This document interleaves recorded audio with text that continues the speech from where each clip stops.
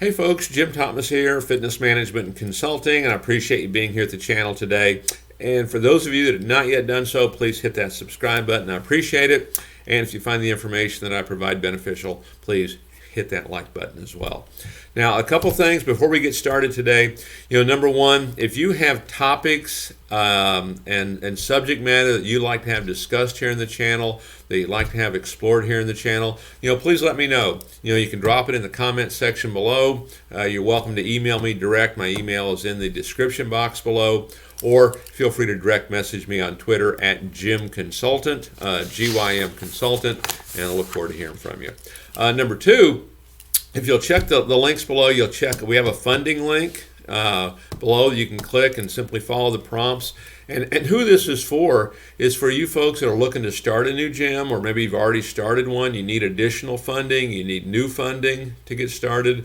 Or if you have an existing operation, you need additional money for marketing, for improvements, for anything to kind of carry you over to that next stage. Click that link. That's what it's there for, to help provide you funding anywhere between $50,000 and $250,000. Just click the link. There's no collateral involved on it. Click the link. Follow the prompts to help take your business to that next level. So, with that said, our topic today, it's simply this: 10 tips on how to increase gym sales.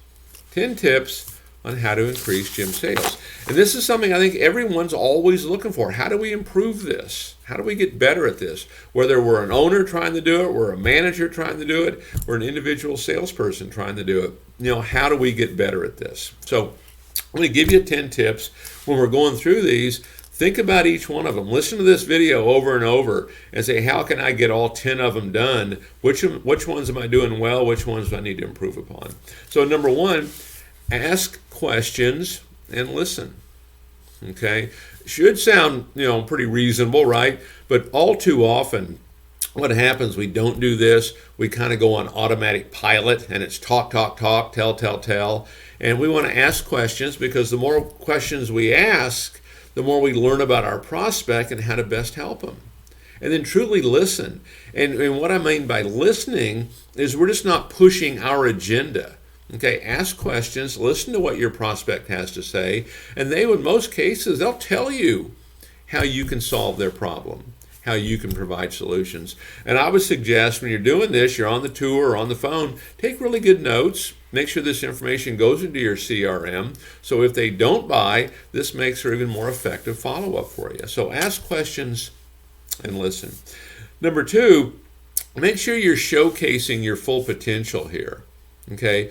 Make sure your customer knows, we're not trying to overwhelm them, but they want to see the full potential of you being able to help them do this. I mean, for example, I always like to do, like in that sales process, what I call a down the road review. Here's what's going to happen.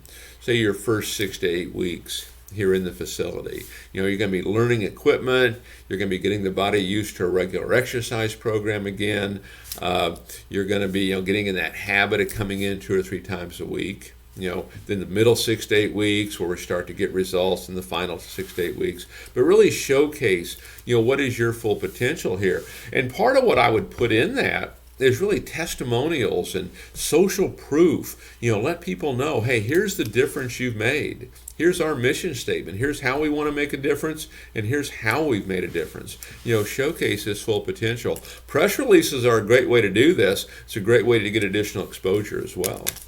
Number three, assume the sale. Now, here's what I mean by this, okay? That doesn't mean we just, okay, yeah, they're going to do it. But what I mean by this is treat everybody like a buyer. Too often, one of the big mistakes that we make at all levels is we start to prejudge. We start to size people up. Oh, they're not going to be interested. Oh, they're going to want to think about it. Oh, they don't have the money. Oh, this, oh, that. Don't prejudge. Treat everybody like a buyer.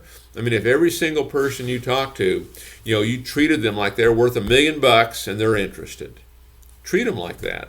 You'll be surprised how they'll start to respond to you. So assume the sale. Okay, treat everybody like a buyer. That's what I mean by that. Okay, number four, we want to stand out. We want to stand out. What you want to become, are you a person of interest? Are you a person of interest? Are you standing out in your gym? Are you standing out in your marketplace? Are you standing out in your community? Are you a person of interest? You want to be. Okay, and again, this comes back to other things we've talked about, but one of the big challenges everybody has virtually, certainly independent business folks and salespeople, nobody knows who you are, and those that do, they don't have you at top of mind. Get a plan together, take massive action to get known by everybody in your community. You want to stand out as the very best, as the expert, as the authority in your field. Number 5, tell your story visually. Tell your story. What is your story? Why do you do this? Okay? What is your passion for this? How can you make a difference in somebody's life? Okay? I've shared this story before. One of my favorite stories is someone that we used to work with, a client club, and the gal who managed it, she used to keep, and you can hear this in some other videos that we have on the channel here, but she used to tell her story in her, what she called her fat book. And it was her story of when she was a teenager, a cheerleader in school, and this, how she'd gained weight, a fair amount of it, and how she'd overcome that, become a champion powerlifter. It's a great story. But that was her story. She told it very well. Okay? And she had a whole book that she would go through with her customers that applied to when they came in. But tell your story. What is your story? Okay, how can you make a difference in people's lives, and why do you choose to do this? Okay, tell it visually. But and if it's not visually, get out the press release is a great way. Video is a great way. Podcast is a great way. Writing blogs is a great way. Even just individually stories inside your gym. Number 6, overcoming objections in the sale. And what I like to see us do is even overcome these before they come up. But here's the big message. And this is a challenge for a lot of folks. I think in that whole sales process, kind of asking for the sale, how do I overcome the objection? I don't want to be offensive. I don't want to seem pushy. Okay, how do we overcome this? There's 2 things I would talk about here for you. Number 1, the first sale that you have to make is the sale you make to yourself. Okay, we have to be sold ourselves. Can I solve my customer's problem? Do I have the best gym to solve their problem? Is now the best time to do it? That's the first thing that has to happen. If that doesn't happen, the other things become a little more problematic. But then number 2, if the customer says they want to think about it, well, have a reasonable answer to that, because the truth is, if they want to lose 20 pounds and they've already been thinking about it for a year, thinking about it is what got them there, right? The whole focus here is we want to stay focused on solving problems and providing solutions. And so by doing that, we've earned that right. So Mary, what do you say? Can we go ahead and get you started today? So the message I want to give you in terms of overcoming objections, get sold yourself, number 1.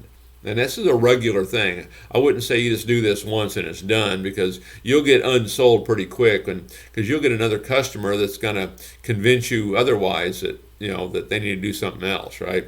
And then number 2, focus on solving problems for folks, and then have that what I call decent boldness. Decent. We're friendly. We're respectful. Okay, we're courteous, and we're bold. We're going to ask. So Mary, what do you say? Can we go ahead and get you started today? Number 7, don't fear giving away too much up front.